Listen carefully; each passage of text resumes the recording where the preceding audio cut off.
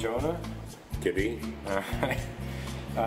Thanks for joining us again. What I want to do now is I want to walk you guys through our first edition base set 1. So get to that in a little minute. So the thing about base set 1 is it's actually for a while. This set we actually hadn't completed until I think it was in the mid-2000s because the Ninetales was missing from the set, and I think I just found it on eBay one time. No, I don't know where I got it. I don't remember. Well, yeah, so we ended up getting that somewhere in the mid-2000s, which actually is kind of a funny story because I remember when I started playing the game, there was a Barnes & Noble in Thousand Oaks that I played in the tournament there, and I actually had a Ninetales in my deck back then. And I'm pretty sure it was a first edition because that was super early on in the game. That was before I knew how the decks worked. I think I had like 4 different Pokemon types. It was just Pokemon that I liked that did a lot of damage. I later figured out you're supposed to limit it to like 2 types. So yeah, that's pretty much all I have for the opening story. So let's get into the reveal for the card set. Alright everybody, here we go into our reveal of Pokemon, the trading card game first edition base set 1, right here. So over here, just so you guys a sneak preview, this is our promo slash pre-release slash misprint collection right here. Trying to be very careful with those.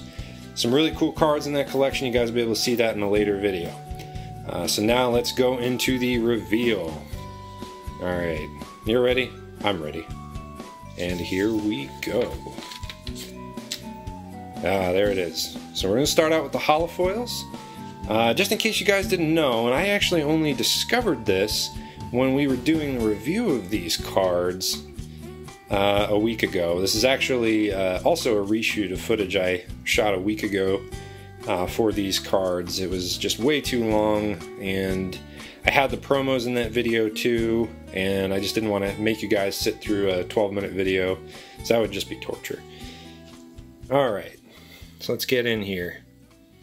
So it started with Alakazam, Blastoise, Chansey, Charizard, Clefable, Gyarados, Hitmonchan, Machop, Magneton. So before you guys ask the question, no, that is not the Charizard you guys saw in the last episode. This Charizard, I'm pretty sure this is the same Charizard I bought off of a kid in middle school for like 20 bucks.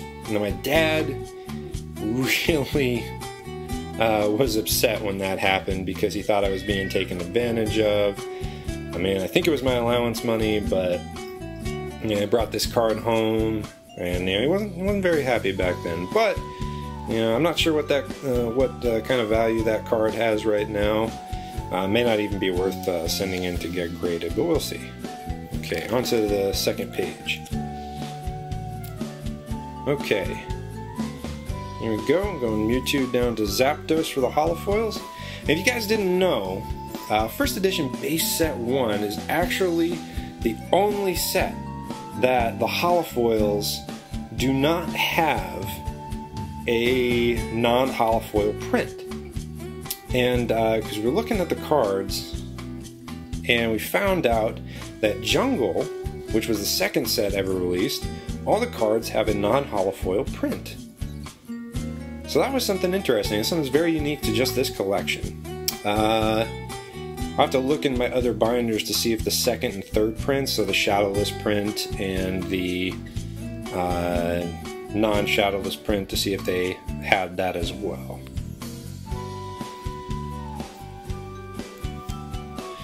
Oh, there's something I didn't notice with the Zapdos. Take a look at that. The first edition symbol is like a very silver color, as opposed to these other ones where it's black. Huh. Man, we're both getting a reveal right now.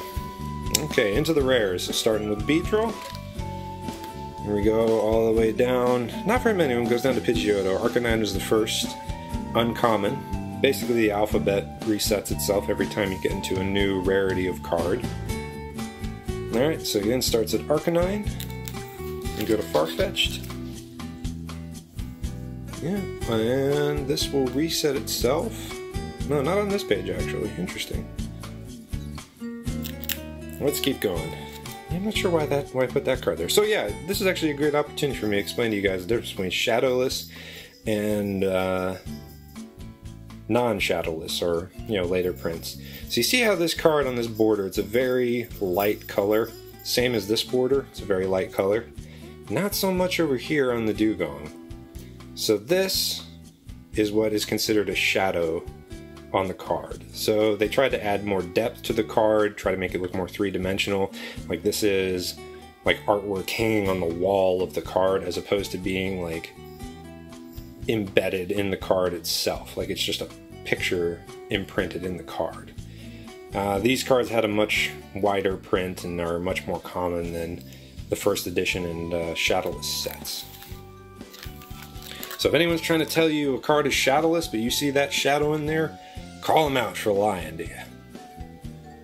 Okay, and here we go. Starting right over again with the commons, Abra,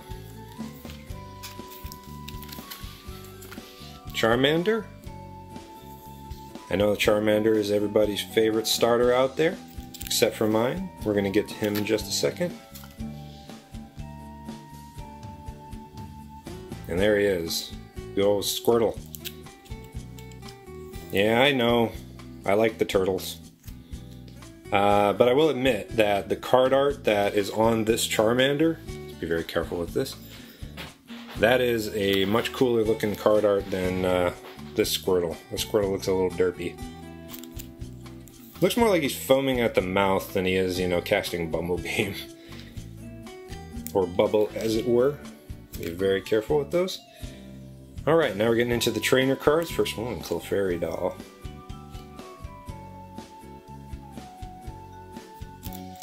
And Clefairy Doll kind of worked how Substitute works in the game, if you guys did not know. Alright. The Imposter, Professor Oak. You can't really say I had too many trainer cards back in the day when I was in this. Pokemon Center. That was always a useful card to have, too. That card was actually my chief rival when I was a kid. That was a card that was a key centerpiece of his deck, and man, was he a pain in the butt to play. Alright. On to the energies. So I've actually read some stuff about Bill. Bill is actually a very popular card for people these days, and I can't believe that, because I think I have a ton of Bills in my spare cards. Alright, here we go. And that's the end of first edition base set 1. Pretty exciting. So since you guys already are seeing this, you guys can see the jungle set through this, but here we go. This is my giant Pikachu. These cards I don't think actually are very valuable, but they're cool things to have. You can frame them, put them on a picture, put them on your wall. And the Japanese version of Happy Birthday Pikachu. So if you're wondering, I don't know if anyone who ever did this, but you're supposed to write your name there, so it's your Pikachu. So the direct translation would be, so if it was me, Jonah no Pikachu. So it would be Jonah's Pikachu. So yeah, I mean, that's it, guys. Kind of flip back here, just go back to the very beginning. So that is our first edition base set 1. I hope you guys enjoyed this reveal, and I hope you guys stick around for the next video, where we are going to do the reveal of Jungle first edition. Alright, you guys take care.